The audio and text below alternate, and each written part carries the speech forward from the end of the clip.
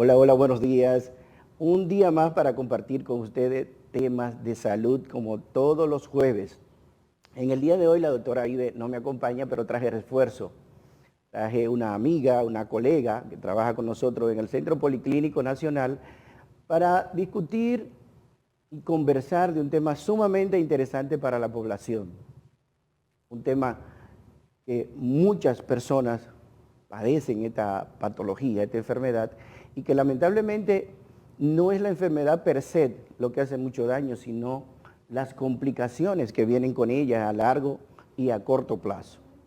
Vamos a hablar en el día de hoy de la diabetes y sus complicaciones, tanto a corto plazo como a largo plazo en el sistema circulatorio y cardiovascular. Para ello tengo conmigo, como le decía, una amiga, una colega que trabaja con nosotros en las tardes, la doctora Carlina Castillo, quien es diabetóloga y gentilmente aceptó nuestra invitación. Bienvenida, Carlina. Gracias, doctor. Un placer para mí estar aquí con usted.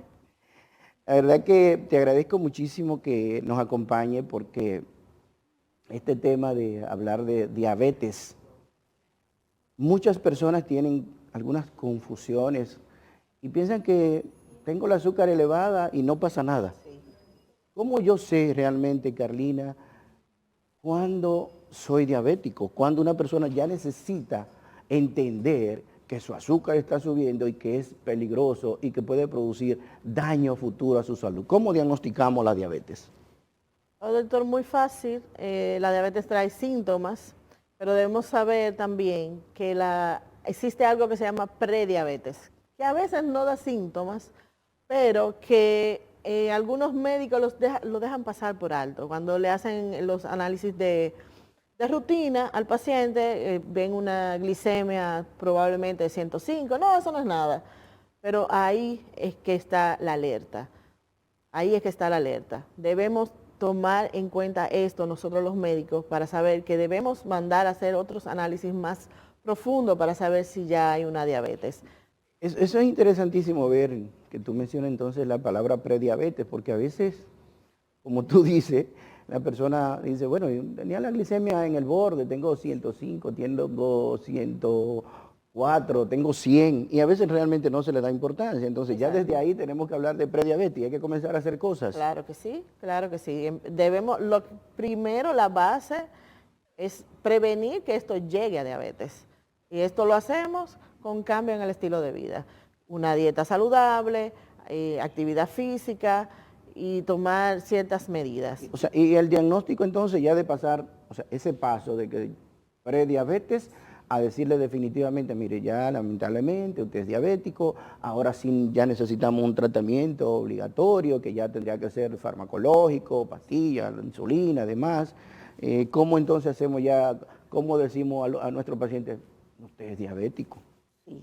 Bueno, el paciente llega a nuestra consulta presentando síntomas clásicos de diabetes, que en nuestro ámbito médico lo Médico. conocemos como las P, las clásicas P. El paciente orina mucho, boca seca, garganta seca, mucha sed. El paciente le da mucha hambre, pero a pesar de esto pierde peso. Visión borrosa, el paciente se siente cansado, calambres en las manos y en los pies. Entonces, el paciente llega con estos síntomas. ¿Qué me está pasando? Y cuando uno manda a hacer las pruebas, entonces ahí vemos la prueba de azúcar, que es la glucemia, una glucemia en ayunas por encima de 126, en 2 ocasiones ya decimos que es diabetes. Y si está por encima de 200 a cualquier hora del día, también es ya un diagnóstico de Y la diabetes. prueba que ustedes mandan a hacer con mucha frecuencia, que para tener entonces que la confirmación, la hemoglobina glucosilada que ustedes le piden y algunos pacientes están muy detrás de eso, ya después Sí, que son diabéticos, doctor, póngame esta prueba porque voy en la tarde para donde la doctora sí. Carlina y necesito llevarle esa prueba porque es el control que ella me manda a hacer con frecuencia. ¿Esa tiene que ver igual con diagnóstico o si ya tengo esa glicemia, como tú dices así, más de 126 en ayuna o más de 200 en cualquier hora del día, esa no tendría mucha razón de ser? No es lo que nos da la confirmación del diagnóstico, realmente no lo es. Simplemente lo mandamos a hacer para nosotros, perdón, para nosotros saber porque esto nos da como un por ciento, un rango de hace aproximadamente desde cuándo viene esta glicemia alterándose. Perfecto. Probablemente 3 meses, 4 meses, entonces le decimos, mire, ya usted tiene un tiempo porque Siendo diabético. siendo diabético, porque ya esta prueba me confirma que ya hace un tiempo su azúcar venía Y alta. como tú decías, cuando ya comienzan a ver todos esos síntomas, que es porque justamente ya ese azúcar ha Sí, venido subiendo hace tiempo. sí. Y ya yo tengo entonces el diagnóstico de la diabetes. ¿Cómo decido o cómo el paciente esperaría que fuera manejado? Porque hay algunos pacientes que ustedes le dan pastilla, pero otros le dan insulina. Sí. Y muchas personas le tienen tanto temor a eso. Doctor, me diagnosticaron como diabético y ahora quieren darme insulina. ¿Qué usted cree? ¿Cuál es su opinión? Sí. Esto va hay que individualizar cada paciente. Cada paciente es diferente. Y tenemos que saber que hay diferentes tipos de diabetes. Tenemos la diabetes tipo 1, que generalmente es en los niños jóvenes y adultos jóvenes, aunque no necesariamente puede aparecer en un adulto. Este paciente definitivamente su tratamiento es con insulina, porque es que su cuerpo deja de producir insulina totalmente. Cuando es un paciente tipo 2, que ya generalmente estos son los pacientes más adultos, aunque pueden aparecer en los niños, pero generalmente es en el adulto. Esto sí es un poquito más manejable, depende de cómo llegue, en el estado en que llegue el paciente. Uno entonces ahí decide si es pastilla o insulina. Perfecto. Y eso yo entiendo que es algo sumamente interesante. A veces los pacientes entienden que el cambio, qué sé yo, de un tratamiento a otro, sea de pastilla o el cambio de insulina, cuando ya la pastilla no hace el efecto que se quiere, a veces los pacientes son un poco temerosos, y principalmente los hombres, que no nos gusta que nos hablen mucho de pullitas y de cosas de esas, Sí, Carlina. así es. Carlina, y las complicaciones, porque la diabetes per se, si se controla adecuadamente, o sea, si se lleva un buen control de alimentación, si se lleva un buen control de los niveles de glucemia, no hay grandes problemas, pero hay complicaciones que se pueden producir, qué sé yo, a corto plazo, pero también hay complicaciones que uno puede verla a largo plazo. Y hay un Sí, dicho que las complicaciones de la diabetes le llega al cardiólogo, sí. porque son complicaciones que tienen que ver mucho con la parte cardiovascular. Esas complicaciones que pueden ser a corto plazo y a largo plazo, para que tengamos una idea de cómo realmente van sucediendo esos procesos. Sí, claro. La diabetes lleva una historia natural, es una enfermedad progresiva que al final siempre nosotros también decimos la diabetes, los pacientes de diabetes se mueren del corazón. La mayoría es enfermedad cardiovascular. Esta es una de las mayor complicaciones que tienen nuestros pacientes con diabetes, por lo que ahora las grandes farmacéuticas se están basando en que el medicamento que estemos utilizando para la diabetes también le proporcione una protección cardiovascular. Entre las complicaciones que tenemos, a corto plazo, o las que son de inicio, la más frecuente es la hipoglicemia. O sea, tenemos pacientes que le damos un medicamento, una pastilla, insulina, y el paciente no come bien o hace mucho ejercicio, bueno, no es la dosis adecuada, el paciente llega en una hipoglicemia. Eso es lo que nosotros llamamos las complicaciones cortas, de De inicio. corto plazo, Sí, sí. de corto plazo. Ya la de largo plazo son los daños a los órganos dianas que nosotros conocemos, como el corazón, el riñón con la nefropatía diabética, los ojos con la retinopatía diabética, los pies, que es tan temido por los pacientes. Dicen, doctora, yo me veo mis pies todos los días porque yo no quiero que me Sí, corten un pie. sí, Es algo sí. muy Creo traumático. que esas son o sea, las complicaciones realmente, como tú dices, más temidas, Sí, que aunque la mayoría de los pacientes, como menciona, diabéticos se mueren del corazón, pero esas complicaciones vasculares periféricas, periférica. bien, que producen esos daños tan marcados en la circulación, que básicamente se produce porque hay un daño a nivel de la circulación pequeña, de pequeños vasos, o sea, se va alterando esa dinámica circulatoria. y que puede dar contraste entonces con una disminución importante de esa irrigación, ¿verdad? De las piernas, y ahí vienen eso que tú dices de pie diabetes, que son esas úlceras. Complicadas para cicatrizarse a largo plazo, que es un poco complejo y que puede llegar hasta una amputación. Mencionabas también, y es sumamente interesante que los tengamos claro, los daños a esos órganos diana que mencionaba, principalmente a nivel de los ojos, ¿verdad? Los ojos, que muchas de las personas diabéticas tienen retinopatía diabética, ¿verdad? Y a nivel del riñón. A nivel del riñón, quizás es uno también de los temores más importantes de las personas, porque muchos de los diabéticos pueden llegar a tener insuficiencia renal. Insuficiencia renal, que llegan entonces a diálisis. Generalmente cuando hay un daño, cuando ya vemos que el paciente tiene una retinopatía, ya decimos, ese es un espejo de cómo debe estar su riñón. Generalmente, cuando allá hay una retinopatía, el riñón también está afectado porque los vasos son muy similares.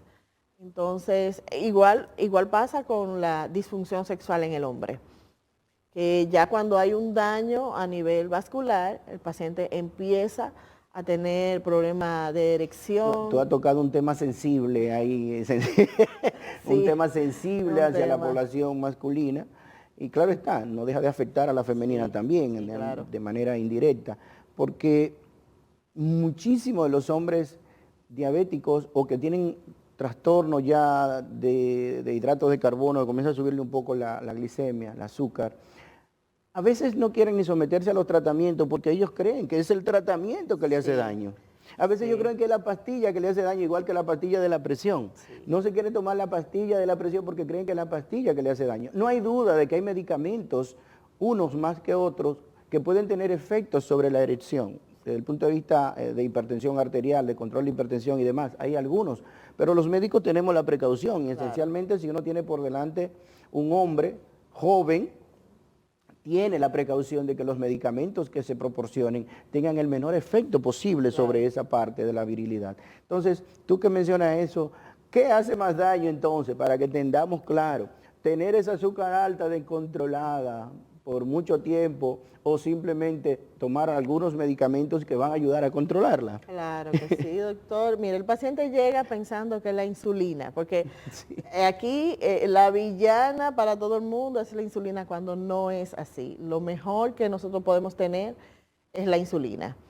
La insulina no lo tumba, como me dice, doctora, pero la insulina lo tumba. No, la insulina es el tratamiento, lo que va a hacer que tenga la disfunción sexual y cualquier otra complicación es el azúcar alta en la sangre, es la diabetes, es la enfermedad, no el remedio. No el remedio, y de hecho, cuando le toca insulina, como tú dices, la insulina es la que se produce en el organismo, es el medio más natural.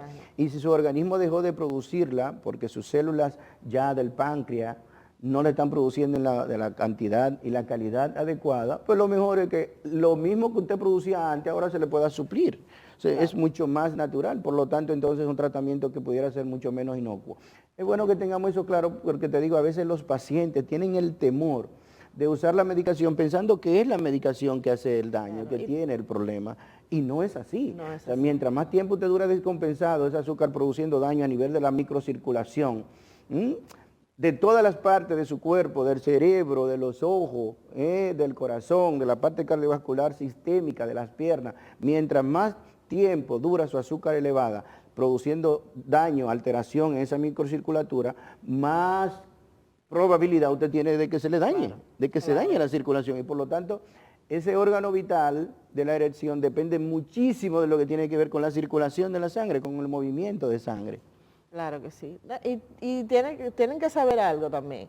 No cuando el médico le dice, vamos a ponerle insulina, no vean que se le caiga el mundo, no piensen que es para siempre. Muchas veces ponemos la insulina y, bueno, mire, vamos a poner la insulina, vamos a ver cómo va en estos meses, y luego se puede retirar, porque las personas piensan como que ya me van a poner insulina, ya se me acabó el mundo, ya esto hasta que yo me muera, y no es así.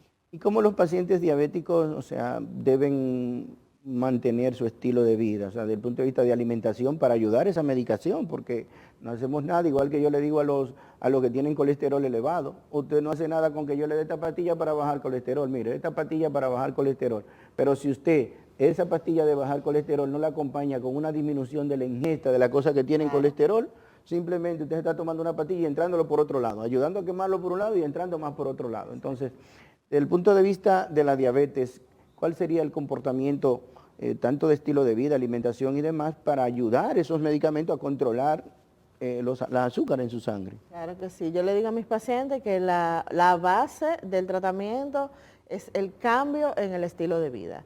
Es comer saludable y hacer actividad física de acuerdo a su capacidad. Okay, entonces, ¿qué es comer saludable? Es simplemente eliminando las chucherías. Vamos a eliminar las grasas, vamos a disminuir los carbohidratos simples y vamos a agregar más granos integrales a nuestra alimentación. Vamos a eliminar las bebidas azucaradas que tanto le gusta Sí, a todo a el mucha mundo. gente. Sí, esto es principalmente la base. Yo a mis pacientes no le digo, no, esto es, el lunes usted va a comer esto, el martes esto, no me coma cero, esto es cero arroz, cero plátano. No. Al dominicano no se le puede quitar el arroz y el plátano. Entonces lo que le buscamos es la vuelta. Me gustó muchísimo que tú digas eso de cambio del estilo de vida, porque yo nunca he estado de acuerdo de que en una dieta estricta, de que mire, usted me va a comer, como tú dices, el martes un pedacito de salmón con un pedacito de brócoli. El lunes, o sea, eso así, lamentablemente, es inllevable en el tiempo. O sea, todo el mundo sabe que llevar esa dieta se lleva 15 días, se lleva un mes, se lleva 2 meses, pero el que resiste más de 3 meses con esa dieta es un héroe. Entonces, señores, es cambio en el estilo de vida como tú bien mencionas. Cambios en el estilo de vida para el control real de los azúcares.